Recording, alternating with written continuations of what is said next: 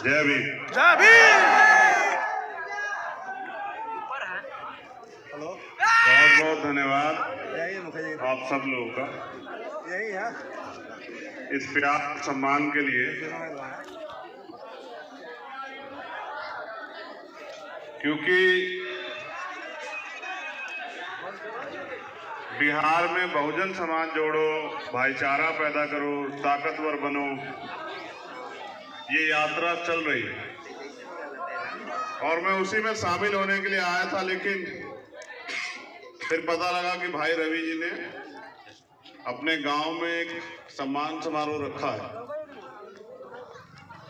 जबकि ये भी सच है कि मुझे बहुत जल्दी से पहुंचना है, क्योंकि 12 तारीख को हमारा भोपाल में एक बड़ा आंदोलन है हमारे अधिकारों को लेके। मुझे उसकी तैयारी का जायजा लेना है। लेकिन जब यहाँ आप इतने लंबे समय से इंतजार कर रहे हैं तो आपको भी छोड़ के नहीं जाया जा सकता। मैं जब इस गांव में सड़क से एंट्री कर रहा था तो मुझे लगा था कि 70-72 साल हो गए आजाद हुए, अब तो शायद हमारे लोगों की जिंदगी बदल गई होगी। लेकिन जैसे जैसे गांव में अंदर आता गया तो एहसास हुआ कि जिंदगी बदली नहीं। अभी भी हमारे लोगों के हालात लगभग वैसे ही हैं जैसे आजादी के समय था। किस तरह से बिहार और पूरे देश में हमारे लोग रूखी सूखी खाकर अपने छोटे छोटे मकानों में, कच्चे पक्के मकानों में किस तरह से अपनी जिंदगी बसर कर रहे हैं। क्योंकि मैं एक प्राइमरी स्कूल के हेडमास्टर का बेटा हूं और मैंने जिंदगी में गरीबी, तमाम तरह की परेशानियां, अन्याय, अत्याचार देखा है। मैं पूरी जिम्मेदारी से आपसे कह रहा हूं, जो मैं कह रहा हूं हमारे नौजवान साथी उस पर गौर करें। कब तक रोते चिल्लाते रहोगे अपने देश में? रोजी रोटी, हक अधिकार, स्वाभिमान, सम्मान और अपनी तरक्की के लिए कब तक मांगते रहोगे? बाबा साहब अम्बेडकर आपको वो ताकत दे के गए हैं जिस ताकत के दम पे आप अपनी इस गुलामी की बेड़ियों को काट सकते हैं। अपने 4-4 बच्चों की कुर्बानी देके बाबा साहब अम्बेडकर ने हमें हथियार दिया है लड़ने के लिए, आगे बढ़ने के लिए, खड़े होने के लिए, अपनी परेशानियों के हल के लिए। अभी हमारी बहन जो कुशवाहा समाज की जिलाध्यक्ष, अभी उन्होंने मुझे तलवार भेंट की। मैं उनकी उपहार का सम्मान करता हूं, लेकिन आप बताओ, क्या तलवार के रास्ते इस देश में मैं आपकी तरक्की की कहानी लिख सकता हूं क्या? अगर तलवार से ही लड़ाई जीती जाती तो बाबा साहब अम्बेडकर आपके और मेरे हाथ में जो है ये कलम नहीं पकड़ा के जाता। अगर तलवार से लड़ाई जीती जाती तो बाबा साहब अम्बेडकर हमें तलवार का रास्ता दिखा के जाते। लेकिन हमें उन्होंने रास्ता क्या दिया? शिक्षित बनिए, संगठित रहिए और संघर्ष कीजिए। संघर्ष तो हमसे ज्यादा कोई करता ही नहीं, हमें तो रोटी के लिए भी संघर्ष करना पड़ता है। अगर सुबह उठ के हमारे लोग काम पे नहीं जाएंगे तो शायद उनको रोटी ना मिले। शिक्षित बनने का प्रयास कर रहे हैं, लेकिन सरकारों को अब पढ़ने लिखने लगे तो चुभने लगे हैं। अब वो एजुकेशन का बजट खत्म कर देते हैं, स्कॉलरशिप खत्म कर देते हैं। थोड़ा बहुत आगे बढ़े थे आरक्षण की वजह से, तो आरक्षण को भी धीरे धीरे खत्म किया जा रहा है। जब वैसे नहीं कर पा रहे हैं तो सरकारी नौकरियां खत्म कर दे रहे हैं। तो शिक्षित होने का प्रयास कर रहे हैं, संघर्ष भी कर रहे हैं। बस जरूरत है संगठित होने की। और संगठित एक जाति से हम लोग बिहार में कामयाब नहीं हो सकते। तो जो जाति के आधार पे कमजोर बनाए गए हैं, जिनको जाति के आधार पे तोड़ा गया है, जिनको जाति के आधार पे नीचा कहा गया है, जिनका जाति के आधार पे अपमान हुआ है, आज भी ताकतवर लोग जिनको जाति के आधार पे अपमानित करते हैं, उन सब लोगों को जोड़ना पड़ेगा। और मैं ये समझता हूं कि ये जिम्मेदारी हम लोगों के कंधे पे ज्यादा है, क्योंकि बहुत सारे लोगों को आजादी से पहले भी अधिकार थे। अगर भारतीय संविधान ने स्वाभिमान सम्मान का जीवन और आगे बढ़ने का अवसर दिया है किसी को, तो उसमें सबसे ज्यादा अवसर हमें मिला है।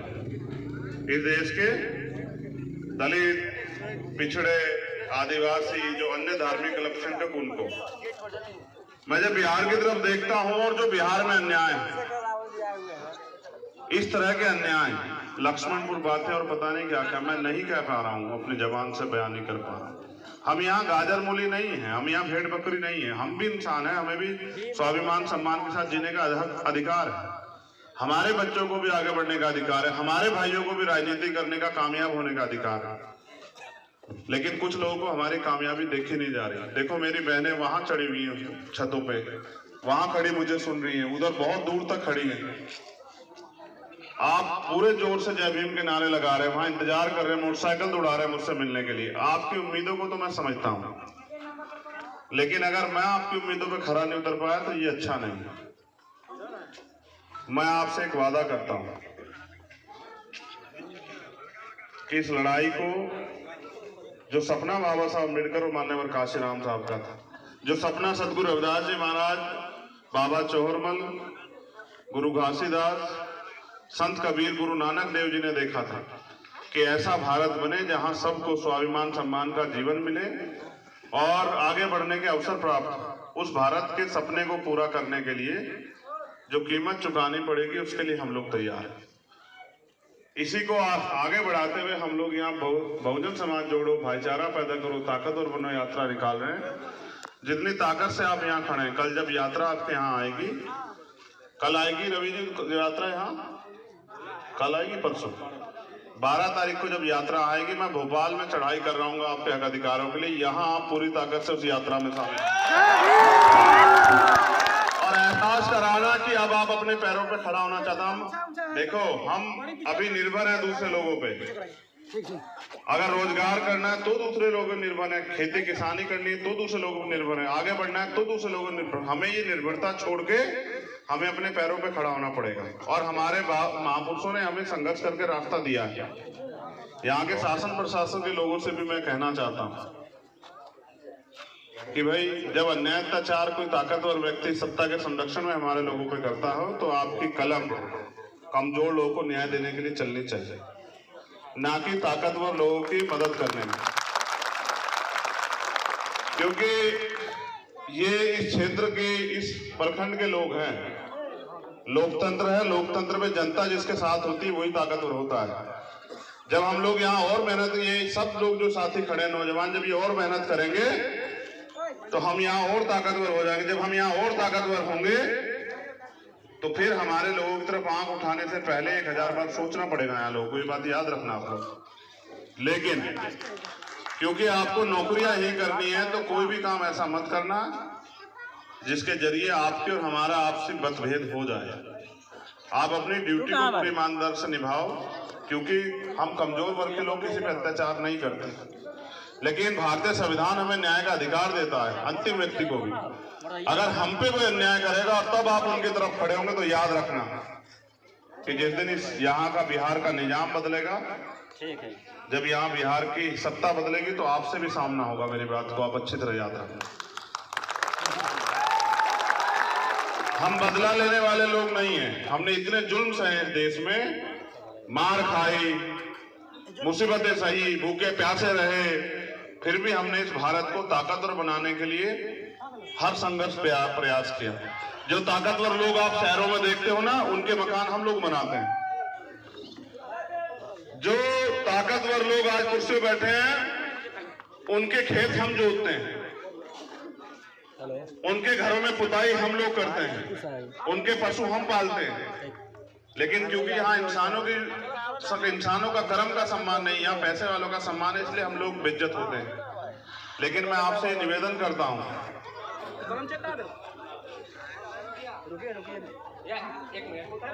कि आप इस यात्रा में सहयोग करना और मुझे काम करने का मौका देना। आप एक बात का जवाब दो पूरी ईमानदार से, क्या अमीर लोग गरीबों के चाहते हैं? क्या अमीर लोग गरीबों के लिए लड़ रहे हैं? नहीं। क्या अमीर लोगों को गरीबों के दुख तकलीफ से कोई दुख होता है? नहीं। उनके ऊपर कोई फर्क पड़ता है? आपके घर में रोटी नहीं है, अच्छा मकान नहीं है, अच्छा इलाज नहीं मिल रहा है, पीने को साफ पानी नहीं है, बिजली नहीं है, सुविधाएं नहीं है, इससे गरीब अमीरों को फर्क पड़ा आज तक? तो गरीबों को तो पढ़ना चाहिए ना। कब तक इस अपने प्रदेश में बेसहारा जीते रहोगे? तुम्हारा मन नहीं करता कि तुम भी जो है ताकतवर बनो? बताओ, करता है नहीं करता है? कितने लोगों का करता है? हाथ उठा के बताना। ये बहनें बताओ, क्या स्वाभिमान सम्मान के साथ जीने का मन नहीं करता है? तो फिर उसकी कीमत भी चुकानी पड़ेगी। अगर एक माचिस खरीदोगे ना दुकान से, दुकान वाला पैसे मांगता है नहीं मांगता? बताओ। बाल कटाने जाते हो, जो बाल काटता पैसे मांगता है नहीं मांगता है? आप सोचो, जब इतने सी चीजों की कीमत चुकानी पड़ती है तो राज करना चाहते तो उसकी कीमत ज्यादा चुकानी पड़ेगी ना। बाबा साहब अम्बेडकर ये कहते थे कि बलि बकरों की दी जाती है। 100 दिन बकरों की तरह जीने से अच्छा एक दिन शेर की तरह जीओ। आप जो है ना, इस देश में महापुरुषों की औलाद हो, वीरों की औलाद हो, अपनी ताकत को पहचानो। आप बाबू जगदेव प्रसाद कुशवाहा, जननायक कर्पूरी ठाकुर, बाबा साहब अम्बेडकर, बाबा चौहरमल की औलाद हो, अपनी ताकत को पहचानो। तुम दशरथ मांझी की औलाद हो, जो पहाड़ का सीना चीर के जो है रास्ता बना देते हैं। अपनी ताकत को पहचानो, तुम्हारा कोई तोड़ नहीं है, बस आप संगठित हो जाओ। तो बहुत बहुत धन्यवाद। जय भीम, जय भारत, जय मंडल, जय संविधान। और मेरा वादा आपसे, हम इतनी मेहनत करेंगे कि बहुत जल्द यहाँ निजाम बदलेगा और इस बार ताकत आपके हिस्से में आएगी। याद रखना, याद रखना कि एक दिन ऐसा आएगा कि आपके सम्मान में उन सब लोगों के सर झुकेंगे जो आज आपका अपमान करते हैं। मेरा वादा। मैं आपका धन्यवाद करता हूँ। यात्रा में शामिल रहिएगा। गाड़ी आ रहा है यहीं जाने के लिए।